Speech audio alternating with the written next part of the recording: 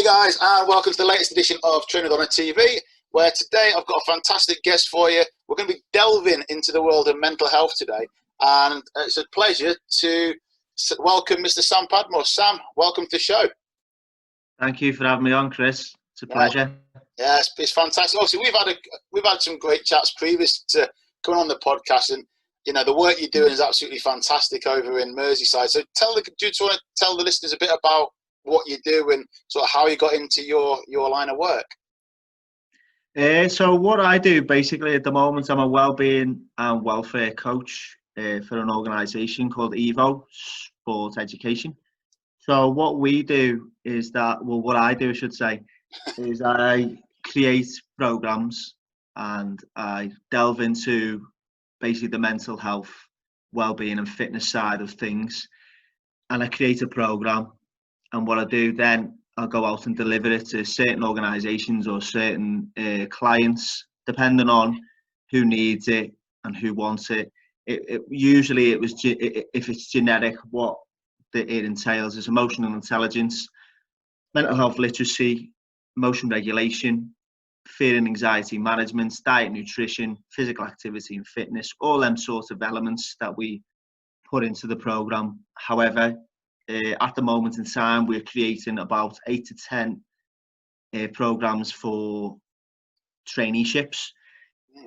So for 16 to 19-year-old lads and girls, what we're doing, we're creating programs around mental health and well-being and fitness, and incorporating a load of employability skills, a load of workshops, like getting them ready for the real world, getting them ready for life outside of college, life outside of school, life outside of sport as well, because we've had a brief conversation before about that in sport, that when you are a sporting person or you want to be an athlete, that is your sole goal, that is your main determination in life. So everything else goes out the window. So we're setting them up to have the setbacks, not ever not have a goal, never not try and excel to the limits of the sky, but to have them setbacks, feel okay about them setbacks, feel them emotions, feel the fear in a way, and then crack on with it with positive coping mechanisms, which I basically put in place. Wow. I don't, they do. I give them the tools, then they put it in place. Do you know what? And that says it all. You know, there's so many elements that can be given in terms of the tools and everything, but of course, ultimately, everybody's responsible for the way that they think, and everybody's responsible for the course of action that they take. And I think it's really, really hard for a lot of people to grasp this. And, you know, being ex-forces and being involved with sport, you know, it's so hard when you've got so many things done for you that as soon as you come out, it's a big, big wake-up call. So, you know, the biggest thing is, of course, getting the right network of people around you and, you know, having a good vision. But I mean, how would you what when you come to your consultations with your new athletes or your new customers and that, how do you go about handling the first steps? So it's basically getting to know them, getting to know who they are, what they're about, what's their ambitions, what's their goals. I'm not there to kind of go, I'm the coach, I'm the sports psych, I'm your welfare and well-being coach, whatever you want to call me. I'm here as a person, as a human, to ask you some simple questions about yourself, get to know you a little bit more, and then we can start from there. So once I know a lot more about you, I can help you then. That's the main thing, because you get so many people in this world and in the sector that I'm in that just ask the questions and they're very generic. They're not asking about the individual. They're not asking about the group. They're asking to tick boxes, and I don't do that. I think outside the box and I do my thing to the best of my standards, you know, and my standards are up there as well. So, and that is, you know, individual key word. You know, everyone's unique. Everyone's got their own way, and you know, it's very important that you, like you say, something. It's very important you know the individual, because ultimately, if you don't know the individual, you're not really going to be able to get an understanding of the why, which is again, when it comes to sort of like fear and anxiety, understanding the why is a massive thing, isn't it? Like why do they want to? Why haven't they made it in something that they want to do? Why Why have they not got an action plan afterwards? Why have they not, why have they gone off the rails and gone drinking before a game if they're in a football match? All these things, and it's really, really concerning that the more and more I speak to athletes, that there's no real exit strategy for them. So I mean, when would you say is the best? I mean, I personally, I think that from day dot you should have a clear roadmap and vision for what you're going to do at the time and later on. But it all starts with honesty and integrity, doesn't it? And really understanding and getting to know who you are, because let's face it, we don't all necessarily know who we are.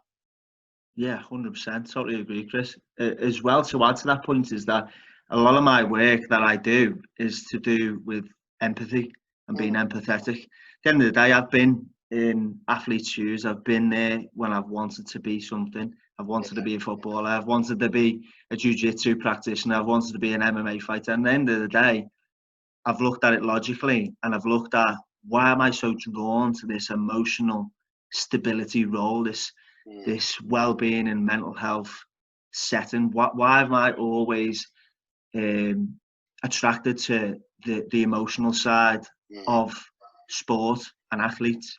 And what narrows down for me is that I struggled with that a lot.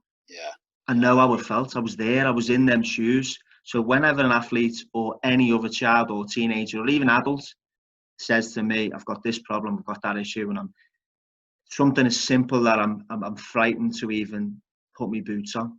I'm frightened to even put my shinnies on, and it's a cup game. You see it all the time. Training, you go, they're world beaters. They're world beaters. They'll make it then. And you see them in a game, you go, no. And that's all it is. It's all to do with what? It's all to do with your mindset, and it's all about building calluses on the mind, getting a bit of resilience, having a bit of mental toughness, mental fitness, whatever you want to call it.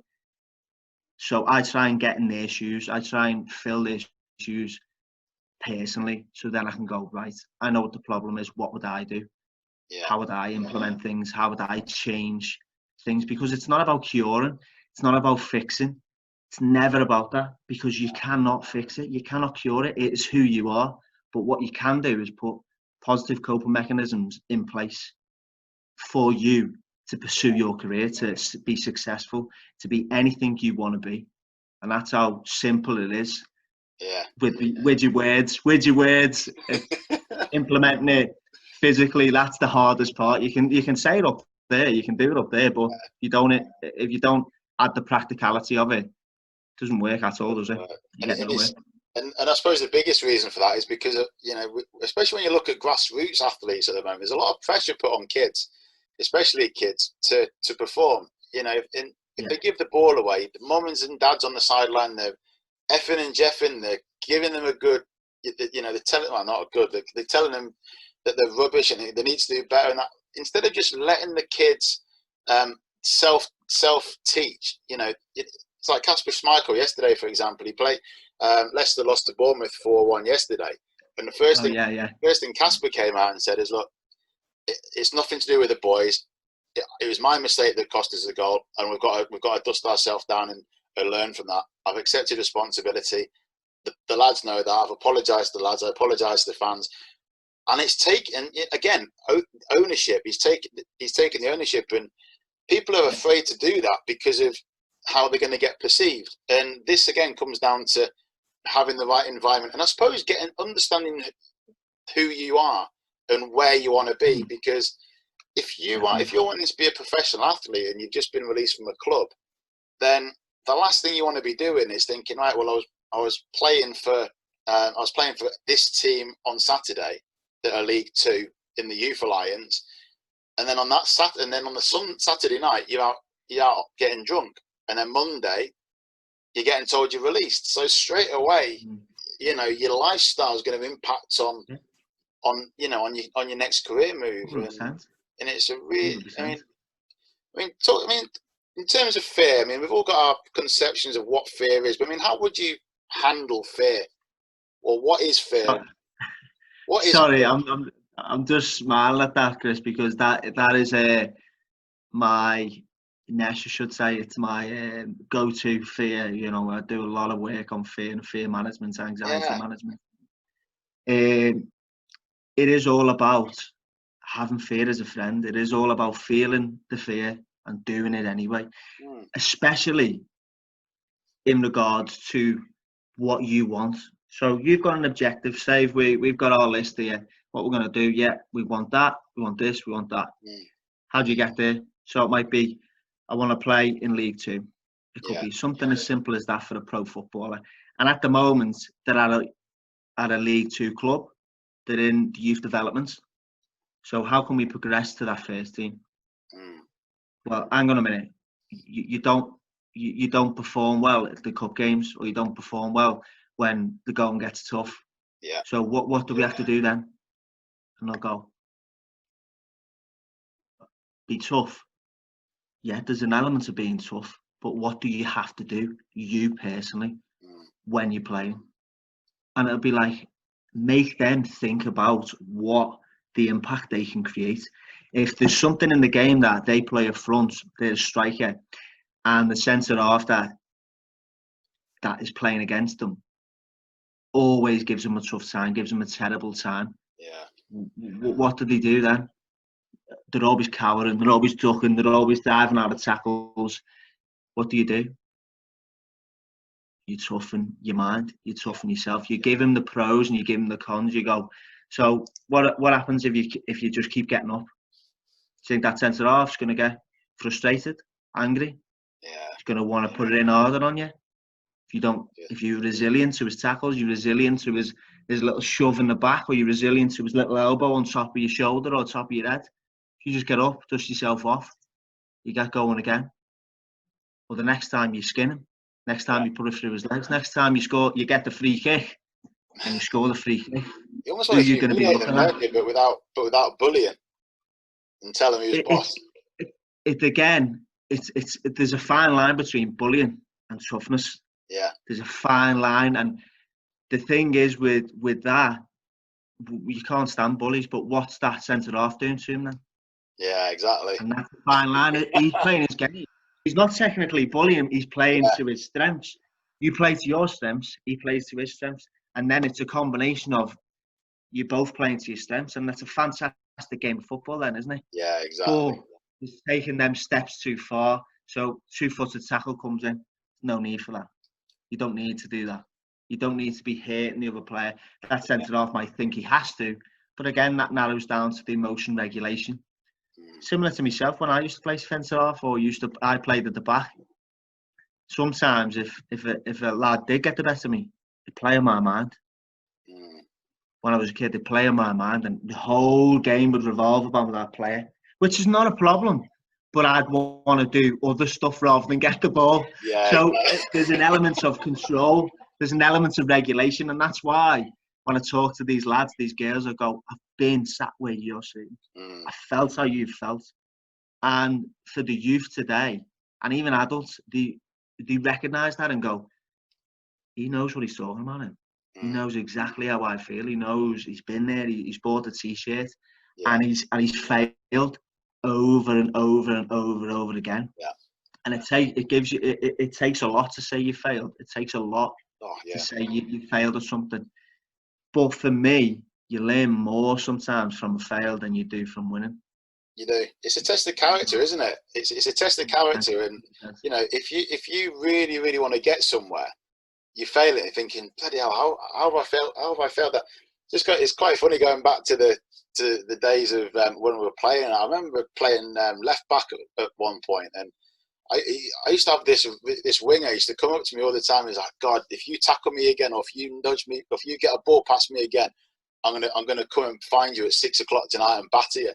And I just did it again and again and again, and it got to the point. I mean, I was only young at the time, but I got to the point where I thought, bloody hell, he's actually gonna batter me here.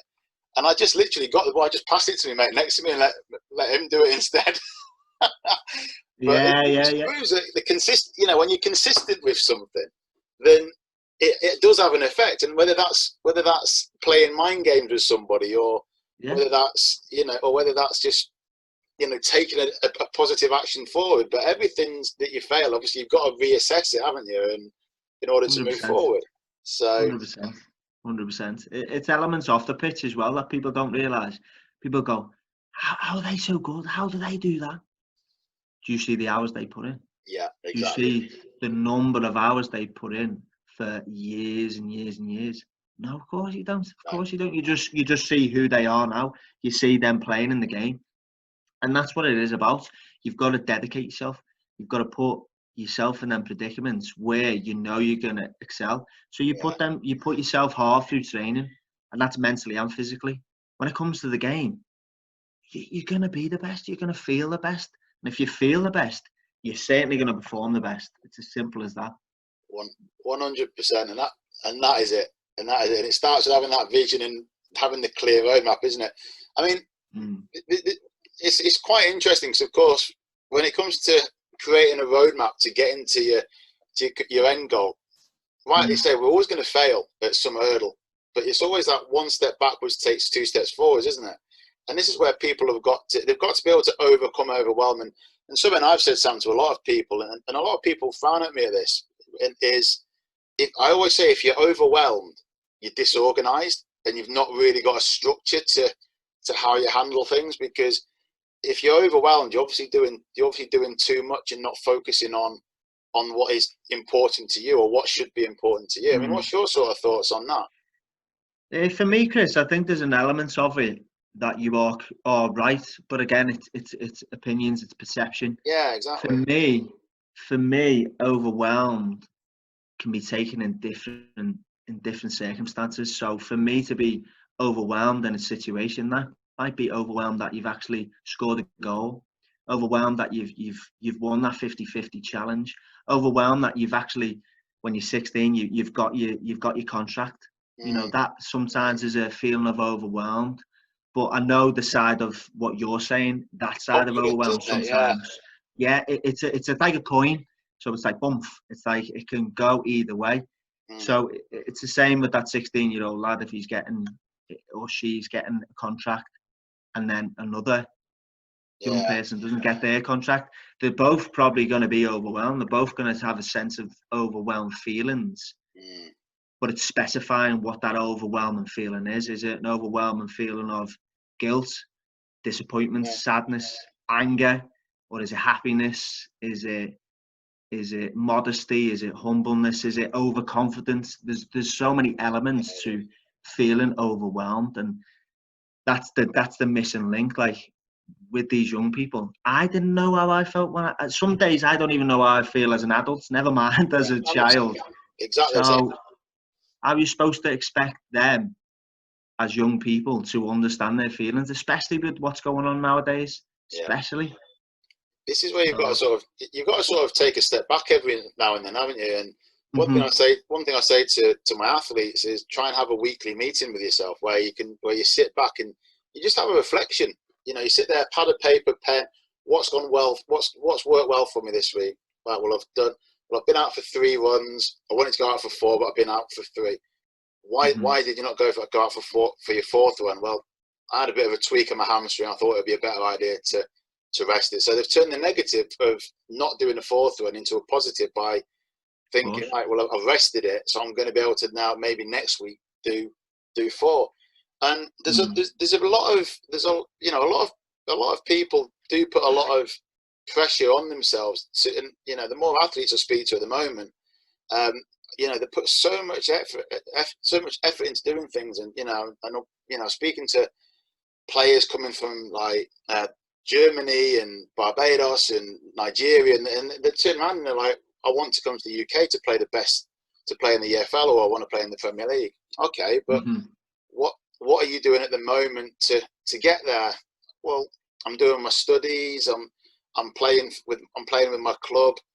Okay, so what? And then it's a case of you're asking all the different questions to identify why do it somewhere else when you can, you know, because of course first you got to take advantage of and utilize the skill set of the people around you and utilize what facilities you've got there and there first and foremost. It's like a Premier League, sorry, it's like a League One player going on trial for a Premier League team, and then comes back to the League One club and says, do you know what, I'm not training with you lot because I've been training with the Premier League team and I'm better than you.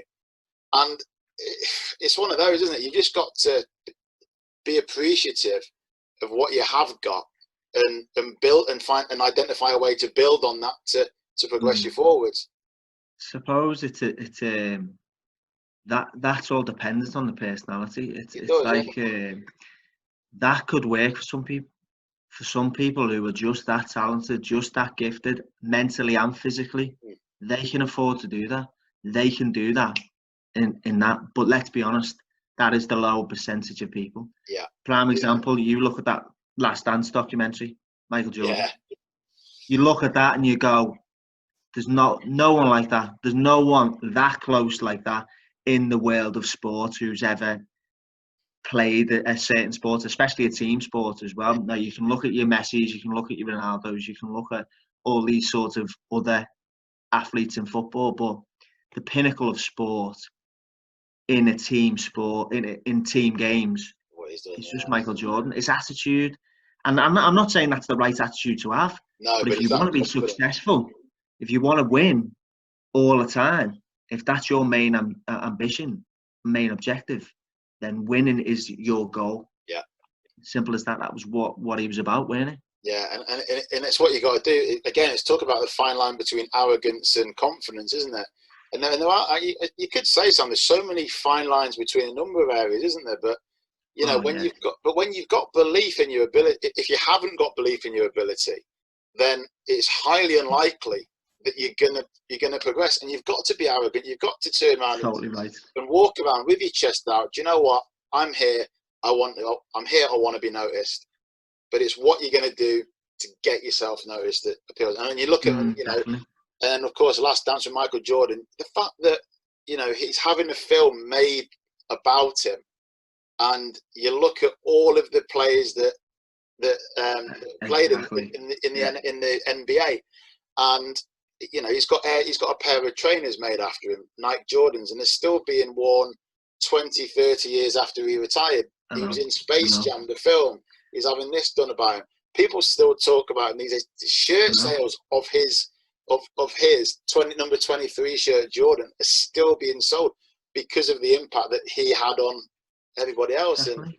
And I suppose you got to think what impact can you have on the, not on yourself as such, but on everybody else. Because if you go in there with a positive attitude, or you go there with the confidence, say, right, Ibrahimovic, prime example.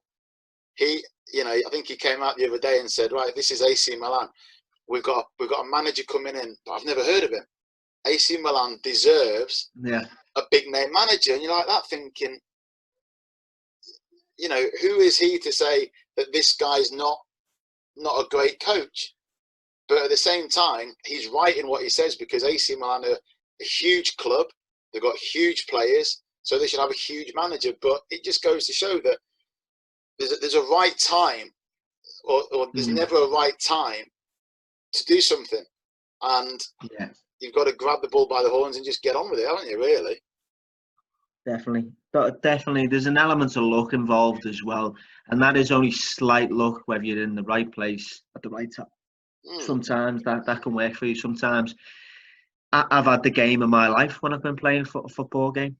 And I've been picked up, and I wasn't the best in the team either, but I was having a fantastic game. So it's elements of that where you go, I used to think, why didn't they get picked up? Why didn't they get scouted? Why didn't they? And I go, they're better than me. They can do this, that, and the other. And now I look back and I go, was I wrong to do that? Was I wrong to kind of doubt myself, my ability? Because when I played, then that following season, I didn't play as good as I could, because there was pressure then. Yeah. He plays there. He plays for them. There was more competition. It's perception, isn't it? That's it. Yeah. That's it. And it's a really tough game. And I mean, not just football, I mean, every sort of sport, especially professional sport. Oh, yeah. It's a really tough thing to be getting involved in. And if that's your main ambition, then you need to be putting the right steps in place and making sure that your mind map is perfect and spot on. And that doesn't mean perfect as in like fixed. It means there's elements to growth.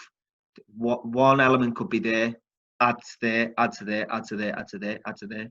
And that's what we're doing at the moment with these youths in our traineeship, that we're making sure that they've got a backup, as we were saying earlier, Chris, they've got a backup to if they're not going to be athletes, because at the end of the day, it is a small percentage that make it that big to be earning that much money.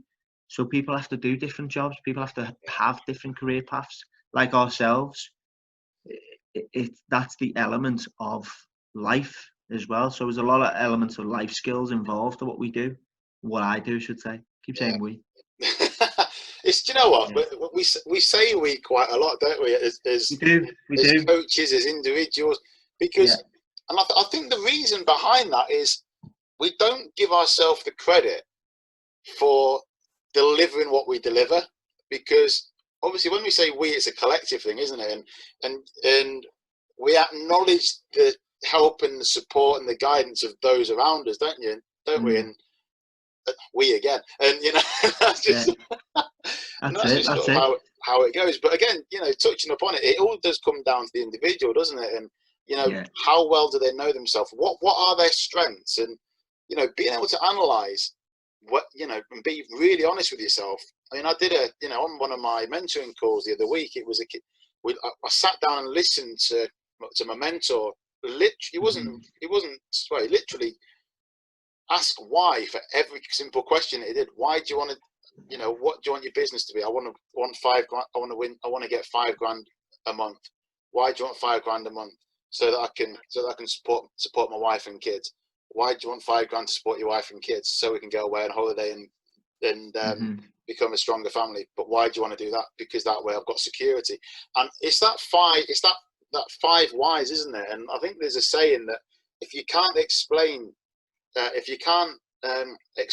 the 5 reasons of why you want to do something, then you know it's not necessarily the right time to pursue that. And it's a really interesting theory, because I suppose when you're looking to do anything, there's got to be an emotional connection, hasn't there? It's a tough one for me, because I'm very biased towards emotions and feelings, because that is primarily my work and what I do. It's not what every coach does. I see myself as outside the box a bit, like yourself and what you do. But in regards to emotions and feelings, that they channel me. They channel the world. They channel every individual, whether you realise it or not. Is the actual key issue.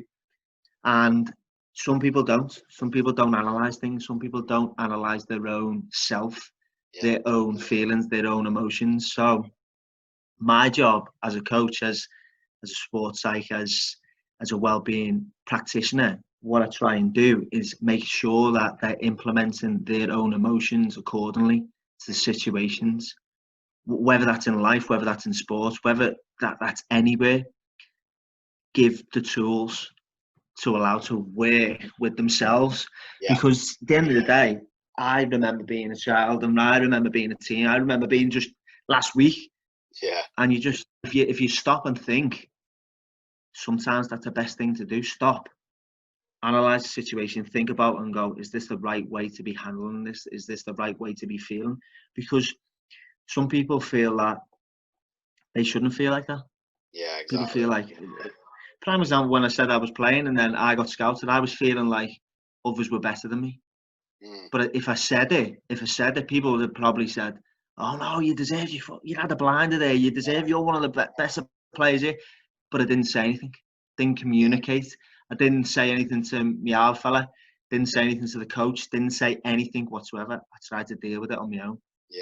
And unfortunately, as a team, I didn't have the tools to do it. I didn't have the capacity, the emotional capacity to be dealing with them sorts of issues. So now I look back at that, and I want to help the youth today, especially the pros, especially if they want to go pro into some sort of sport. I can help you with them tools. I can provide you with a little bit of nous, a little bit of knowledge, give you the support, give you the guidance, and then let's blossom. Let's get you blossoming. Let's see where you can go. And that's really important. You know, it really is important. And again, you know, making reference to Ibrahimovic, you know, he's what, 40, 41 now, and he's still He's still playing at the top of his game. And that's Mhm. because he's got his own doctor, he's got his own psychologist, he's got his own physios, his own S&C coach. He's got everything. But he's done that. And I think this is why he's got that little bit of arrogance. He's not. I don't. A lot of people perceive him to be arrogant, but I just perceive him to be clued up in terms of what he wants, and he's not let anyone get in his way. And I think that some people turn around and say footballers get overpaid, which, you know, there's arguments for and against that. But when you look at people like Ibrahimovic, who let's face it, he's a brand. People that buy into him, he's going to want to pay 20 grand minimum to a psychologist. He's going to want to pay 20 grand minimum to a coach, 20 grand minimum to his doctor, if not more. Definitely. So he's now got to think and plan in his monthly budget when he's negotiating with clubs, you know, because he's wanting to make himself better. What am I worth? Because it's not just me that is being impacted. It's the doctor. If I don't get a good contract, my doctor's going to have to go and find someone else to work for. If I don't get the right contract, I'm going to hit the plateau of staying at this club where I believe firmly that I've achieved everything I can. And it comes down to the roadmap and knowing what you want, and, you know, and understanding the impact that you're having and the effect it's going to have on your progress. And I think the more people understand that, the better, without a shadow of a doubt. I like that point, Chris. I really do, and it's a thing that my colleague and mentor, Paul Hamill, said to me not so long ago. He said, "Know your worth." Yeah. What do you mean by that? What do you mean, know your worth? And he'd go, know your worth. If you think you're worth it, then people will pay you a certain amount of money to deliver what you're world class at. And that's as simple as it is, isn't it? Ibrahimovic, he knows his worth. He knows how world class he is. So at the end of the day, if they don't pay him that, do you think he's going to go next door? Do you think he's going to go to a different country and go and get it somewhere else? 100% he is. Yeah. And that's like us in a sense. It's like anyone who wants to be some sort of world class at what they do. You don't know your own worth. You don't have that little bit of confidence. You don't have that little bit of ego, which I remember when I was first started implementing my own stuff, my own programs, my own interventions. He said, why do you want to do it? And I went, well, I want to help people. It's as simple as that. I just want to help. I want to do what I'm good at. And he went, so you don't want to be the best at it? And I went, started smiling. Started going, and he went, there you go. So it's not all about the others. It's not all about doing what's best for your client, for the youths, for whoever you're coaching. It is for yourself as well. At the end of the day, the better you are, the better you can give to others. 100%. And that's as simple as it is. Yeah, 100%. And I think that's a great note to sort of wrap the show, sort of wind the show up, because we've covered so many elements, and I think there's so many things that, you know, people that are listening and watching can go away and implement now. So for the guys that want to find out a bit more about yourself and about the work, Sam, where can they find you? So I'm on LinkedIn. So if you just write in Sam Padmore, I'm on LinkedIn. Also, I'm on Twitter at paddy.coaching. So just follow me either on LinkedIn or Twitter. And then I can offer you some sort of free consultation if that's what you need in regards to your mental health, well-being or fitness, implementing emotional intelligence, implementing emotion regulation, and just getting you to grips with the mental health literacy side of things, that it is okay to feel certain feelings. It is okay to feel certain emotions. And then we work on the emotions themselves in different scenarios and different situations that can enhance you, not only in your performance as an athlete, also in your life as well. So absolutely fantastic. And that's the key thing, Sam, isn't it? You know, it's not all about the sport, it's about your lifestyle, and I think that's great. So guys, I'm going to be posting the links to to Sam's connections in the comment section below. So make sure you do click on the links. Send Sam any message you might have, and if you want to, and obviously any opportunities that you guys may have. If you're a sports coach, to get Sam into your club, or if you're an athlete wanting to work more on your mindset, definitely hit him up. But Sam, it's been absolutely fantastic having you on the show today. So a massive thank you for coming on. And I think it's definitely something we can re-explore at a later date as well, because it's such a broad topic, isn't it? Mental health. Definitely. So what we could do in future is maybe specify on a talk on fear or anxiety or emotional intelligence, whatever you need me to do. I'm here to support you, and likewise to yourself, you support me. That's how we roll. 100%, mate. It's all about looking after each other, isn't it? Oh, that's it, mate. That's it. That's the part of the job we love. 100%. Well, Sam, thanks very much, bud, and I shall look forward to catching up soon. Fantastic. Cheers, mate.